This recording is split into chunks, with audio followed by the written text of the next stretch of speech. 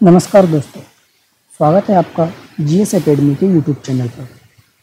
दोस्तों, आज हम एक नया सब्जेक्ट स्टार्ट करने जा रहे हैं जिसका नाम है भारतीय संविधान एवं राज्य व्यवस्था यानी इंडियन कॉन्स्टिट्यूशन एंड पॉलिटी। दोस्तों, जैसा कि हम जानते हैं कि भारतीय संविधान और राज्य व्यवस्था से प्रतियोगी परीक्षाओं में कई सारे क्वेश्चन पूछे जाते हैं।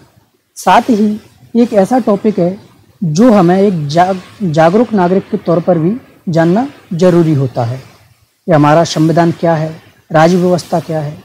और सबसे पहले तो हम ये जानते हैं कि हमारी जो प्रतियोगी परीक्षाएं हैं उनमें पूछा क्या जाता है, संविधान पूछा जाता है या राज्य व्यवस्था पूछी जाती है। ठीक है, तो आपको पता हो, अगर क्वेश्चन आपने प्रीवियस ईयर के देखे हों तो पता चलेगा कि जो हमारी परीक्षाएं होती हैं उनमें संविधान पूछा जाता है, साथ ही राज्य व्यवस्था से ज़्यादातर क्वेश्चन हमें देखने को मिलते हैं जितने कि संविधान से नहीं मिलते। तो हम आगे जो क्लासें होंगी उनमें संविधान को पढ़ेंगे, साथ ही राज्य व्यवस्था को पढ़ेंगे। इससे पहले हम जान लेते हैं कि संविधान क्या है और राज्य व्यवस्था क्या है, दोनों में अंतर क्या है। ठीक है, तो सबसे पहले जानते हैं कि संविधान क्या होता है। देखिए, संविधान होता है एक सर्वोच्च विधि। सर्वोच्च विधि है, इसका मतलब क्या होगा कि इससे ऊपर कोई दूसरी विधि नहीं है। और विधि का मतलब क्या होता है, कानून या नियम। तो संविधान जो है वो कानून और नियमों का समुच्चय है। क्या है? समुच्चय, यानी इसमें कई प्रकार के कानून और नियम उल्लिखित रहते हैं। अब संविधान, सबसे पहले हम जानते हैं कि संविधान किस के लिए बनाया जाता है या फिर किस क्षेत्र विशेष के लिए होता है। तो देखिए, संविधान किसी का भी हो सकता है। मान लीजिए कोई एक संस्था है, ये नाम की कोई संस्था है, तो इसका अपना संविधान होगा और ये जो संविधान है इस संस्था का केवल इसी पर लागू होगा। जैसे ही मान लीजिए कोई कॉलेज है, ठीक है, तो कॉलेज का अपना एक संविधान होगा जिससे कॉलेज की जो व्यवस्था है वो सुचारू रूप से चलती होगी। तो वो संविधान है कॉलेज का, वो उसी पर लागू होगा। ठीक उसी प्रकार कोई जो कोचिंग इंस्टीट्यूट होते हैं उनके भी अपने संविधान होते हैं। यानी संविधान का अर्थ क्या है यहाँ पर? संविधान का अर्थ है नियम और कानूनों का समुच्चय। तो कोई भी संस्था, कंपनी या कॉलेज जो भी है वो जिन नियमों और कानूनों के तहत चलता है, संचालित होता है, वो उसका संविधान कहलाता है। लेकिन हमें किससे मतलब है? हमें मतलब है भारतीय संविधान से, यानी इंडियन कॉन्स्टिट्यूशन से। जब मैं बोलता हूं कि भारतीय संविधान, तो इसका मतलब क्या हो गया? इसका मतलब हो गया कि भारत के भूभाग पर स्थित, यानी भारत के भूभाग पर स्थित सर्वोच्च विधि क्या है? भारतीय संविधान है। अब भारत का भूभाग कौन सा है? आपको पता ही है। भारत का भूभाग लद्दाख से लेकर तमिलनाडु, अरुणाचल प्रदेश से गुजरात, इधर लक्षद्वीप और अंडमान निकोबार द्वीप समूह, ये सब क्या है? भारत का भूभाग है, यानी इंडियन टेरिटरी। इसमें जो भारतीय भूभाग पर सर्वोच्च विधि है वो है भारत का संविधान। यानी कि इसमें जो भी कानून और बने जाएंगे वो कभी भी संविधान से ऊपर नहीं होंगे। सर्वोच्च विधि कौन है? हमारा भारतीय संविधान है। तो भारतीय भूभाग पर स्थित जो सर्वोच्च विधि है वो क्या है? वो भारत का संविधान है। क्या ये किसी और देश पर अप्लाई होगा? मैंने जैसे अभी बताया कि यदि कोई कंपनी ए है, उसका कोई संविधान है, तो वो केवल उसी कंपनी के कार्य क्षेत्र पर लागू होगा, किसी दूसरी पर नहीं। ठीक उसी प्रकार यदि भारत का संविधान है तो इसके जो भी कानून या नियम हैं, जो विनियम हैं, वो सब किस पर लागू होंगे? भारतीय भूभाग पर, यानी भारत के क्षेत्र पर लागू होंगे, ना कि दूसरे देश पर। यदि हम बात करें कि भारत का संविधान, हमारे कानून संविधान में कुछ और है और पाकिस्तान के संविधान में कुछ और है, तो क्या हम उसको बदल सकते हैं? बिल्कुल नहीं, क्योंकि हमारा जो संविधान है भारत का, वो भारतीय भूभाग पर लागू है, ना कि पाकिस्तान के क्षेत्र पर। तो संविधान क्या होगा? सर्वोच्च विधि हो गई। अब इसी प्रकार आगे समझते हम कि अगला क्या है। अगली हमारी राज्य व्यवस्था। देखिए, अगला है राज्य व्यवस्था यानी पॉलिटी। पॉलिटी और संविधान में अंतर क्या है? देखिए, संविधान में केवल क्या आया था? संविधान में आते हैं उसके पूरे संविधान के अनुच्छेद, उसकी अनुसूचियां, भाग और परिशिष्ट और प्रस्तावना, ये सब संविधान के भाग हैं, तो ये संविधान के अंतर्गत आएंगे। इनके अलावा जो भी नियम कानून बनते हैं वो राज्य व्यवस्था में आते हैं, क्योंकि राज्य व्यवस्था एक बृहद अवधारणा है। इसको समझना, क्या है ये? बृहद अवधारणा है। इसमें संविधान तो आता ही है, इसके अलावा और क्या क्या आता है? संविधान के अलावा जो भी अलग से संसद जो कानून बनाती है, यानी संसदीय विधियां, ये किस में आती हैं? राज्य व्यवस्था में आएंगी। या फिर जो कार्यपालिका की नीतियां होती हैं, अभी हम समझेंगे कि कार्यपालिका क्या होती है, विधायिका क्या होती है, न्यायपालिका, ये धीरे धीरे समझेंगे। अभी के लिए आप समझिए कि कार्यपालिका की जो नीतियां हैं, पॉलिसीज हैं गवर्नमेंट की, वो सब किस में आएंगी? राज्य व्यवस्था में। संसद जो भी विधि बनाती है, यानी कानून बनाती है, अधिनियम बनाती है, नियम बनाती है, वो सब किस में आते हैं? राज्य व्यवस्था में।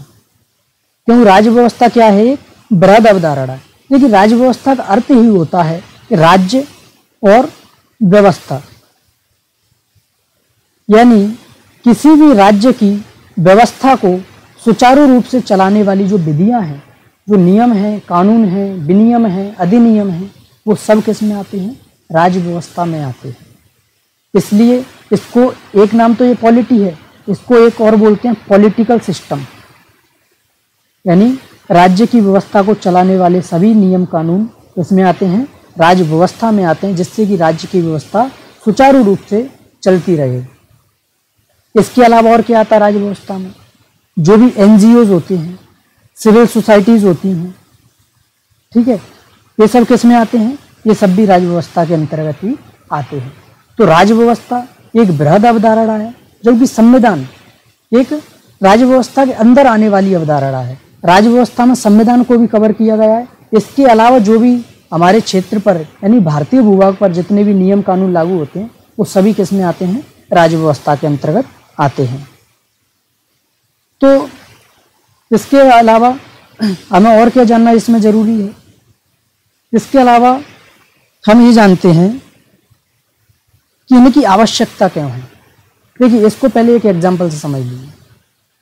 जैसे कि हम सभी विद्यार्थी जीवन में क्या करते हैं? कहीं दूर पढ़ने जाते हैं बाहर, जैसे यूपीएससी की तैयारी करना है, हम दिल्ली चले जाएंगे, आईआईटी नीट की करना है, कोटा चले जाएंगे, या फिर कोई स्टेट पीएससी की है तो उस स्टेट में जो भी वहाँ का संस्थान महत्वपूर्ण है वहाँ चले जाते हैं। तो क्या होता है? कोई हॉस्टल रहता है, कोई रूम में रहता है। मान लीजिए मैं एग्जांपल लेता हूँ, 3 फ्रेंड हैं, वो एक रूम में रहते हैं, ठीक है। तो इस बात की संभावना अधिक होती है इन 3 में एक थोड़े मक्कार किस्म का हो सकता है। मैं केवल संभावना बता रहा हूँ, जरूरी नहीं है कि हो, तीनों सही हो, तीनों कैसे भी हैं, इससे मतलब नहीं है। यहाँ पर एक संभावना है कि 3 मित्र एक साथ रह रहे हैं, तो एक संभावना जता सकते हैं हम कि एक इनमें मक्कार किस्म का होगा। अब ये लोग मेस पर खाना नहीं खाते बल्कि खाना खुद बनाते हैं, यानी तो खाना बनाएंगे तो जाहिर सी बात है कई सारे और काम इसमें ऐड हो जाते हैं, जैसे खाना बनाना, सब्जी बनाना, बर्तन साफ करना, इस प्रकार के काम हो जाते हैं। तो इसमें जो मक्कार है वो क्या करता है कि जब भी खाना बनाने का समय आता है या फिर सब्जी बनाने का आता है या बर्तन साफ करने का समय आता है, ये कोई ना कोई बहाना लेकर बाहर चला जाता है। कोई भी बहाना हो सकता है, मुझे कोचिंग जाना है, मुझे कहीं और जाना है, मुझे फॉर्म भरने जाना है, किसी प्रकार का कोई बहाना लेकर चला जाता है। इससे क्या, ये 2 लोग और हैं ना, ये सारा काम इन्हीं को करना पड़ता है। लेकिन यदि ये कोई नियम बना लें, एक ऐसा नियम बना लें तीनों कि काम बांट लें आपस में कि ये काम आप करो, ये मैं करूँगा, ये दूसरा करेगा, इस प्रकार से तीनों ने अपने अपने काम निर्धारित कर लिए। अब क्या होगा, अब जो ये मक्कार व्यक्ति है इसको मौका नहीं मिलेगा बहाना बनाने का। क्यों नहीं मिलेगा? क्योंकि इसको पता है, जैसे इसे मान लीजिए काम दे दिया कि आपको बर्तन साफ करने हैं, तो इसे पता है कि यदि मैं अभी यहाँ से बहाना बनाकर चला भी जाऊंगा तो आकर बर्तन मुझे ही साफ करने हैं, इसके अलावा कोई दूसरा ऑप्शन नहीं है। तो ये सोचेगा क्यों ना मैं अभी कर जाऊं, क्योंकि अब इसके पास एक जिम्मेदारी है कि ये वाला काम मेरा है और मुझे ही करना है, इसलिए अब मक्कारी का कोई चांस नहीं है। तो इसी प्रकार से आप संविधान को समझिए कि संविधान की आवश्यकता इसलिए पड़ी क्योंकि हमारे या किसी भी देश में नागरिक व्यक्तियों की संख्या कई अधिक होती है, सबकी अलग अलग विचारधाराएं होती हैं, सब एक जैसे तो होते नहीं हैं, भिन्न भिन्न भांति भांति प्रकार के लोग होते हैं। तो कोई व्यक्ति किसी दूसरे का गलत फायदा ना उठा सके या फिर कोई अपनी मनमानी ना चला सके, इसके लिए संविधान की आवश्यकता होती है। क्योंकि संविधान क्या करता है, संविधान उन सभी की जो जिम्मेदारियां हैं उनको निर्धारित करता है। तो इसकी आवश्यकता क्यों होती है, इसको हम और थोड़ा डिटेल से समझते हैं। देखिए, इसकी सबसे पहले आवश्यकता होती है विधि का शासन स्थापित करने के लिए। इसका विधि का शासन। अब विधि का शासन क्या होता है? विधि का शासन होता है कि कानून सबके लिए एक है, किसी को कोई विशेष छूट ना दी जाए और विधि की नज़र में सभी लोग समान होते हैं। विधि का शासन होगा तो क्या होगा, तो इससे होगा जो व्यक्ति का शासन है वो समाप्त हो जाएगा। अब व्यक्ति का शासन देखिए, आज से हम कुछ साल पहले की बात करें, यानी स्वतंत्रता से पहले की बात करें, तब हमारे यहाँ राजा महाराजाओं का शासन हुआ करता था। ठीक है, राजा महाराजा यानी शासक हुआ करते थे। तो जो राजा महाराजा हैं वो पूरी व्यवस्था तो होती नहीं थी, वो एक व्यक्ति होता था, यानी वहाँ पर क्या था, व्यक्ति का शासन था। उसने जो भी बोल दिया वही नियम था, वही कानून था।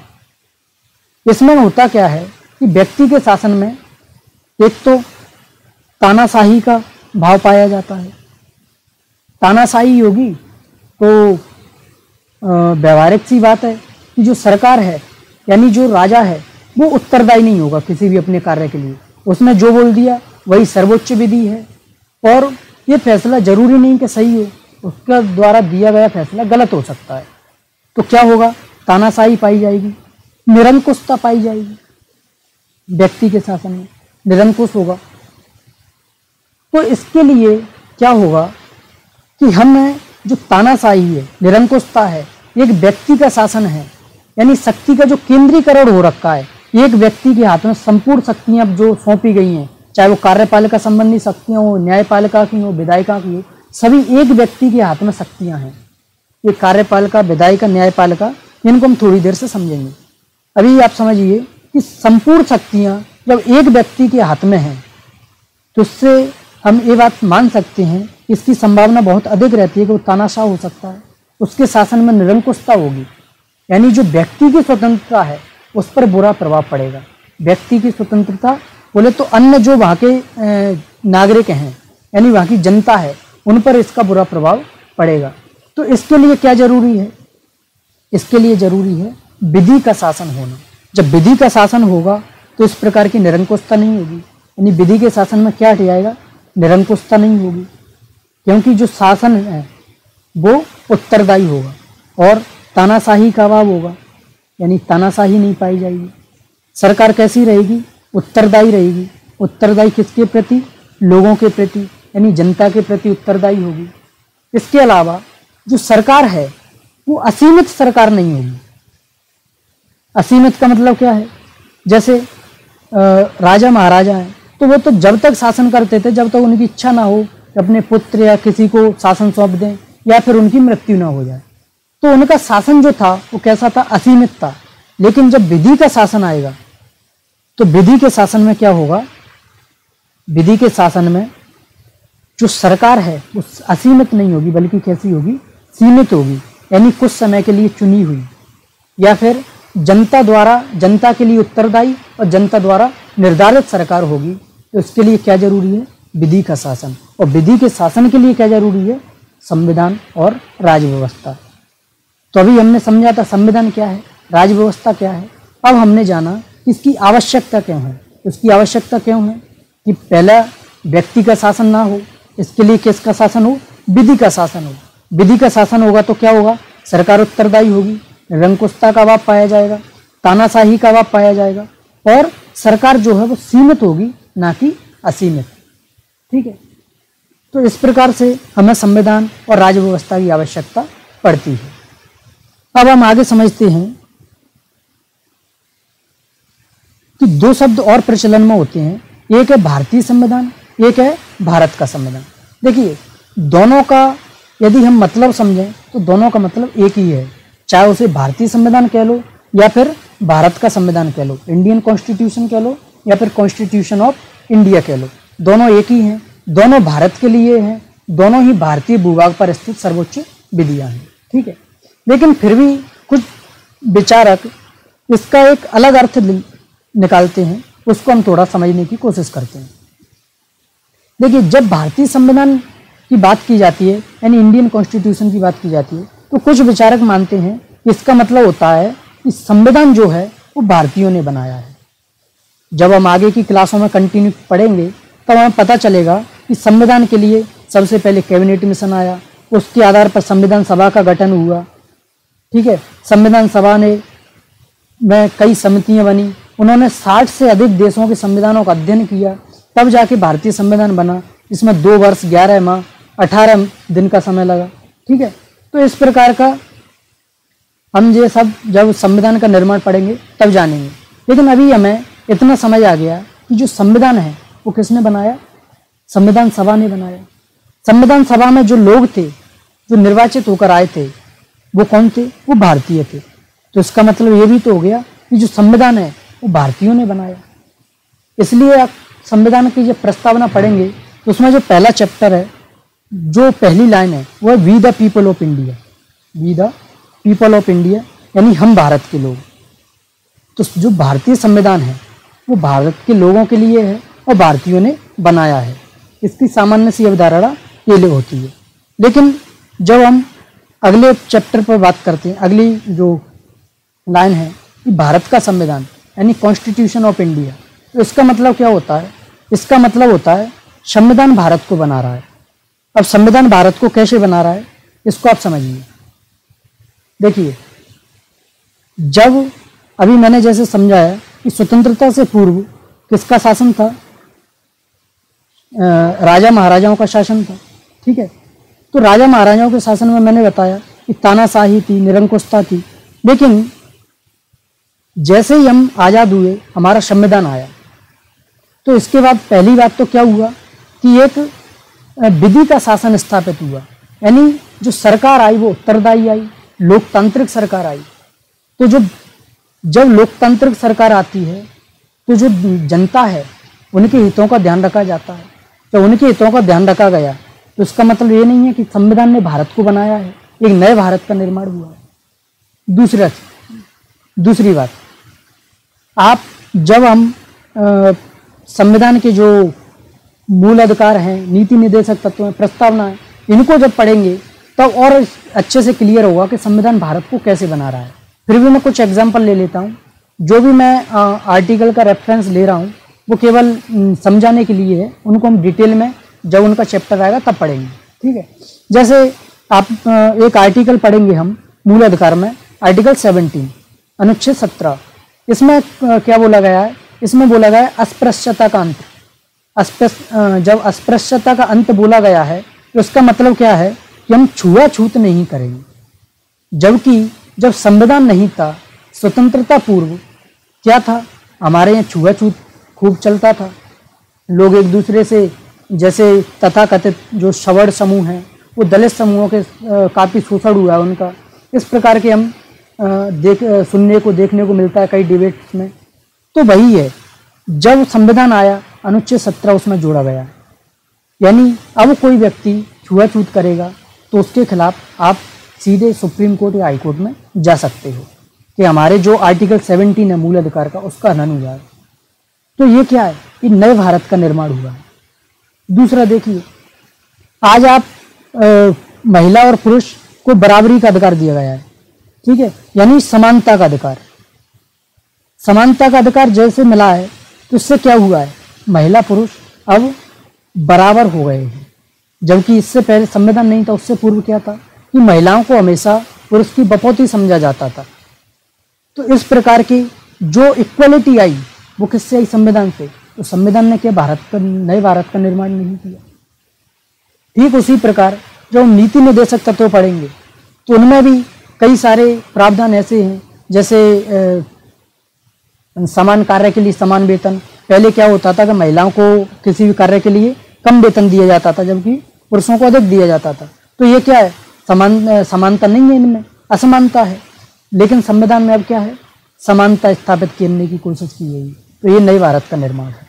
तो संविधान भी एक तरीके से नए भारत का निर्माण कर रहा है, इसलिए इसको बोला जाता है कॉन्स्टिट्यूशन ऑफ इंडिया, यानी वह कॉन्स्टिट्यूशन जो इंडिया को यानी भारत को बना रहा है।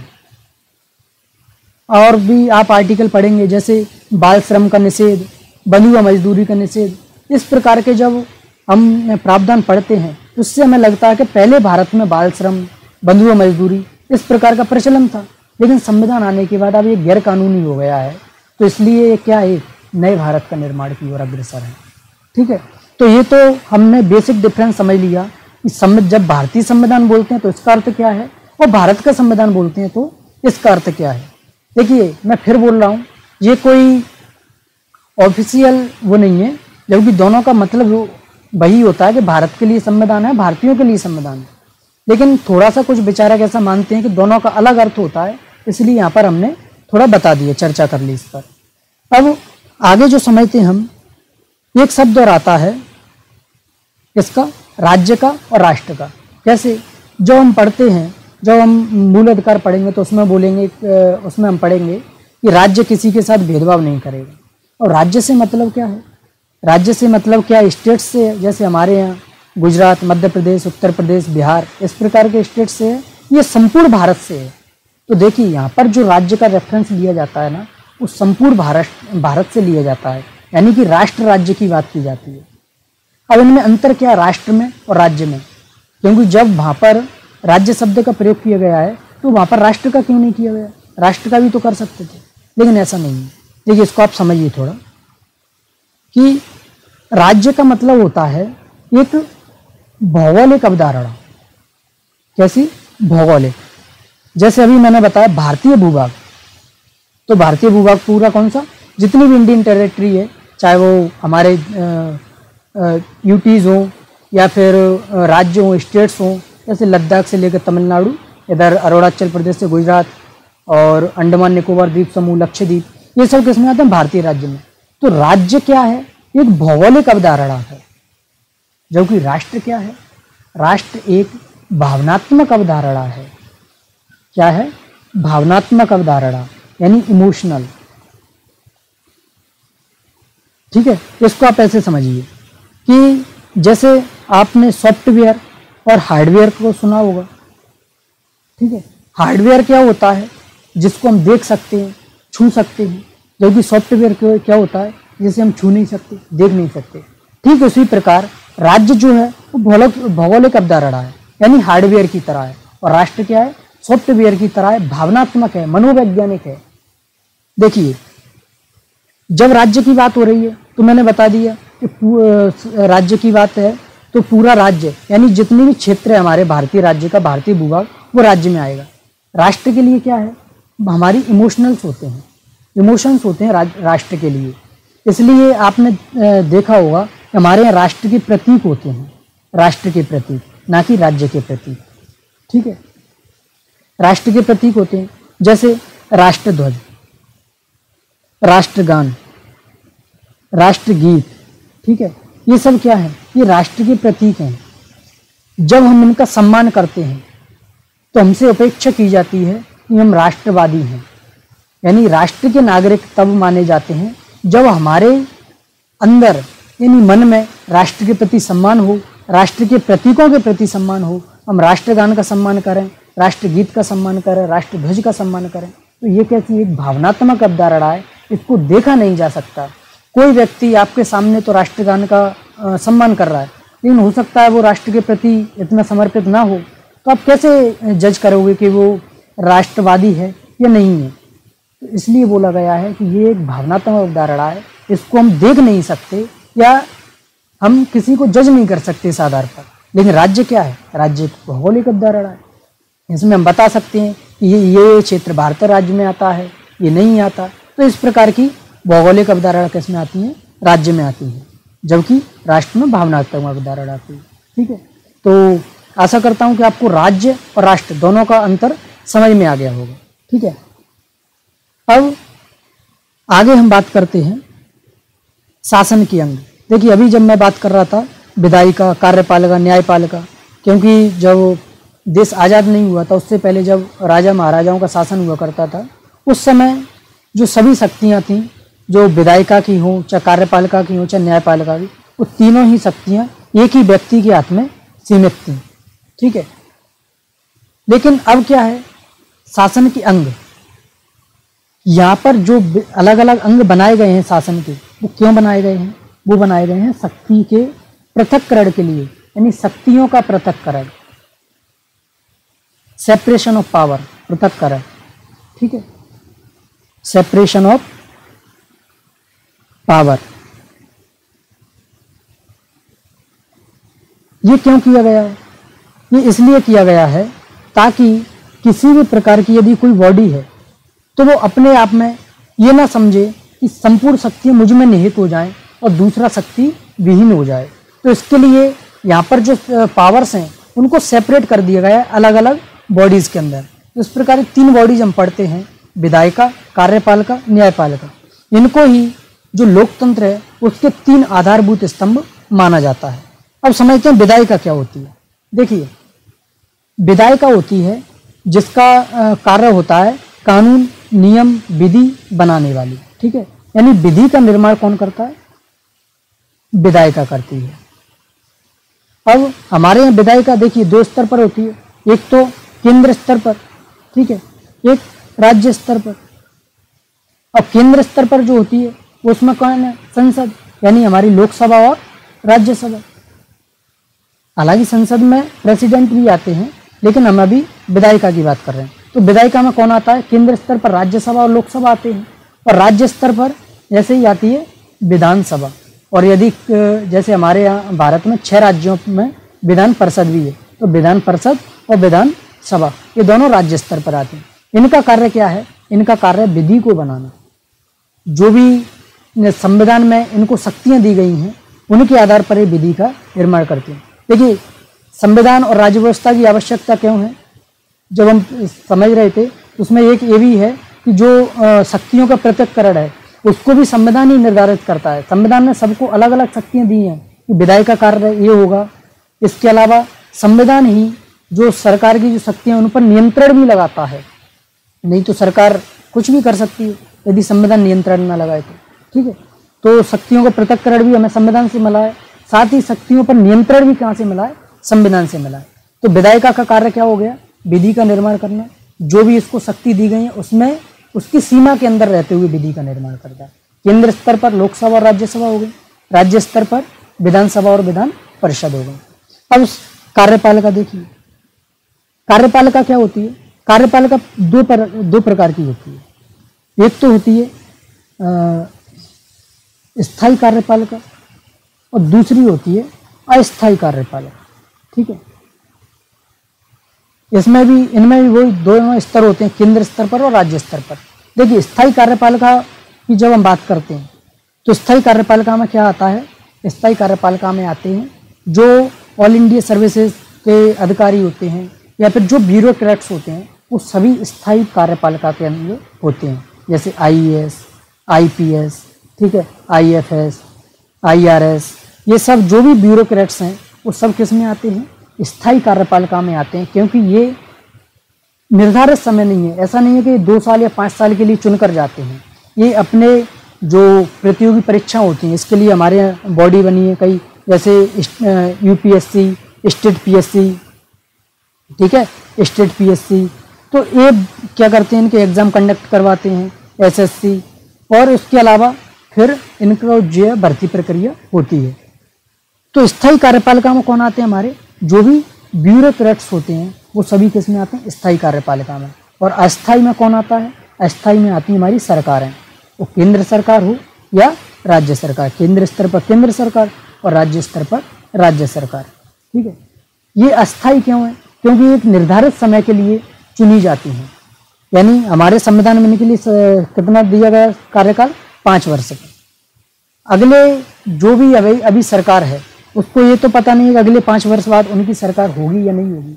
तो ये क्या है, 5 वर्ष के लिए इनका कार्यकाल निर्धारित है, इसलिए इनको क्या बोला जाता है? अस्थायी।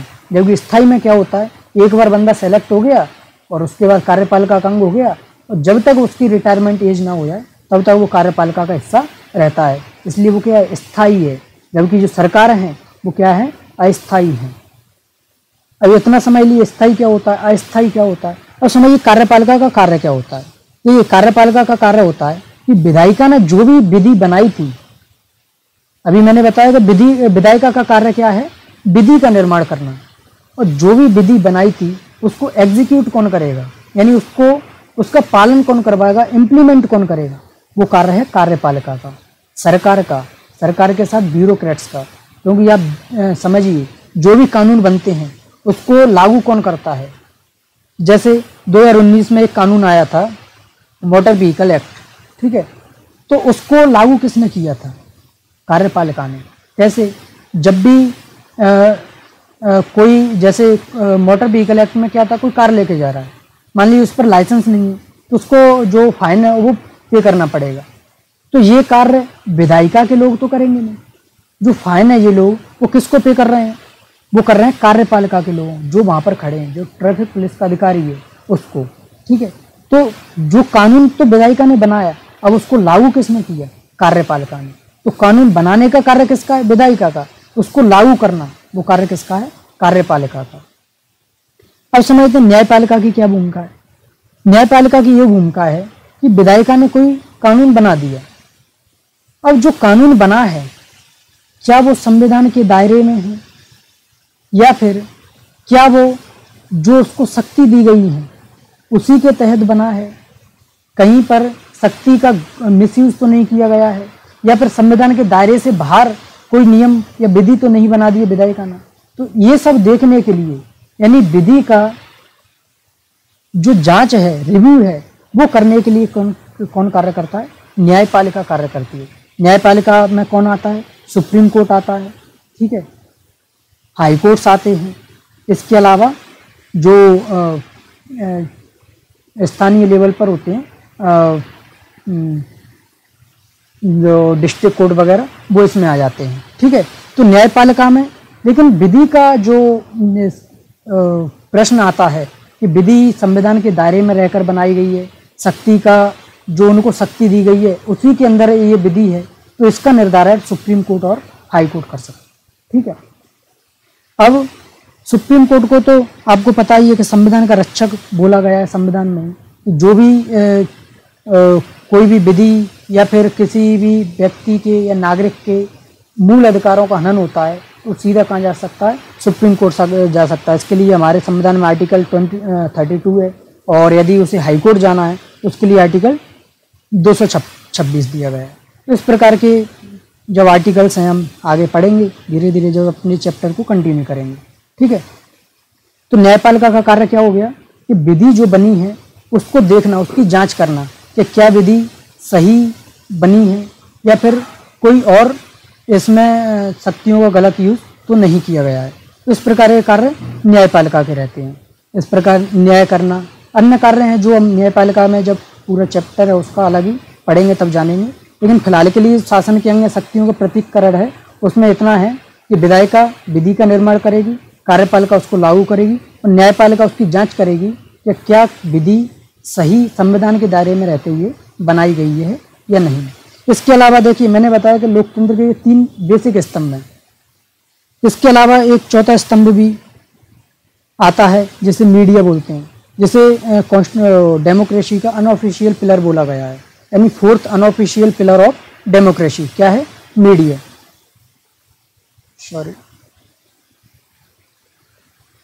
मीडिया क्या है? डेमोक्रेसी का 4th अनऑफिशियल पिलर है। लेकिन इससे देखिए प्रीलिम्स में तो कोई क्वेश्चन पूछने की संभावना नहीं है, केवल जो फैक्ट है वो पूछे जा सकते हैं, लेकिन मेंस में इससे क्वेश्चन पूछा जा सकता है कि आजकल आप देख रहे हो कि मीडिया की जो भूमिका रही है वो जो बताई जाती है कि मीडिया की क्या भूमिका होनी चाहिए, उससे कहीं उसकी गिरावट देखी गई है। जैसे वर्ल्ड प्रेस फ्रीडम इंडेक्स की बात करें तो उसमें भी भारतीय मीडिया को लगभग 180 देशों में 142वां स्थान मिला है। तो ये काफ़ी चिंताजनक बात है और इस पर स्टेट पीसीएस हो या फिर यूपीएससी हो, वो क्वेश्चन पूछ सकती है कि जो मीडिया की प्रासंगिकता है वो वर्तमान समय में क्यों प्रासंगिकता है जो वर्तमान समय में क्यों गिरती जा रही है, या फिर इसकी क्या इसके लिए क्या नियम विधि बनाई जा सकती हैं, कितनी छूट इसको दी जा सकती है। कई प्रकार के क्वेश्चन ऐसे जो बन सकते हैं मेंस में। ठीक है, तो इस पर हम जब मीडिया वाला चैप्टर पढ़ेंगे तब और डिटेल में बात कर लेंगे। फिलहाल मैं इतना बता दिया कि शासन के 3 महत्वपूर्ण अंग हैं। इसके अलावा एक डेमोक्रेसी का चौथा अनऑफिशियल पिलर जैसे माना जाता है वो मीडिया है। ठीक है, तो आज के लिए इतना ही, मिलते हैं अगले लेक्चर में। और यदि आपको कोई भी डाउट हो, कोई भी आपकी क्वेरी या क्वेश्चन हो तो आप कमेंट बॉक्स में पूछ सकते हैं। ठीक है, तो बहुत बहुत धन्यवाद आपका, जुड़े रहिए हमारे साथ, आगे हम पूरे चैप्टर और कंप्लीट करेंगे। ठीक है, धन्यवाद।